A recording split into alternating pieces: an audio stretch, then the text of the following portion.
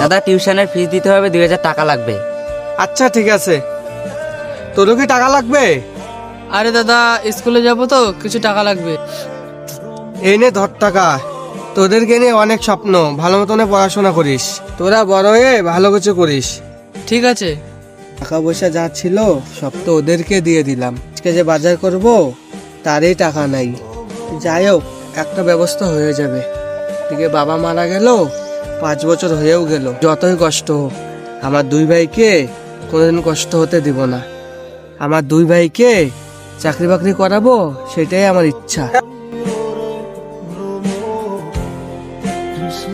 দাঁড়া, তোর সাথে কথা আছে। আচ্ছা কি বলবি বল। আচ্ছা বন্ধু, তুই এত ভালো, তোর 2 ভাইকে মানুষ করতে পারলি না? কেন বন্ধু, কি হয়েছে হঠাৎ এমন কথা? ওরা তো 2 ভাই লেখাপড়া করতেছে।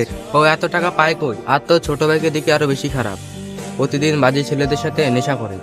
বলিস বন্ধু এসব, এগুলো সত্যি কি? আচ্ছা আমি নিজের চোখে দেখেছি, আমি কি তোকে মিথ্যা বলবো নাকি এসব? তোর কাছে মিথ্যা বলে লাভ আছে? তুই তো আমার বন্ধু, ওরা তো আমার ছোট ভাইয়ের মতো। আচ্ছা বন্ধু তোরা ভালো থাকিস, এখন আমি আসি।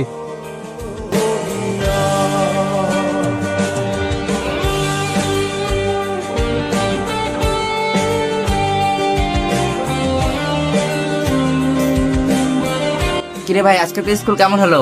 আজকে স্কুলে বন্ধুদের সাথে অনেক আড্ডা মেরেছি, অনেক মজা হয়েছে।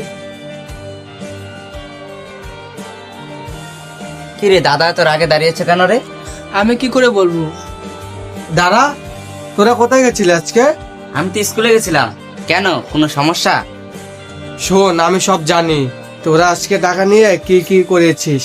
শোন, তোরা এখন বড় হয়ে গেছিস, তোদের লেখাপড়া করাতে গিয়ে নিজের ঘরটাই তুলতে পারলাম না। লোকের কাছ থেকে টাকা ধার করেও তোদেরকে টাকা দিয়েছি, যেন তোরা ভালো মানুষের মতন ভালো মানুষ হতে পারিস। তোদের থেকে এরকম তো আশা করি নাই। আরে শোন, তোদেরকে পারতেছি না লেখাপড়া করাতে, তারপরে তোদেরকে অনেক কষ্ট করে লেখাপড়া করেছি। এখন তোরা বড় হয়ে গেছিস, যা মন চায় তা কর।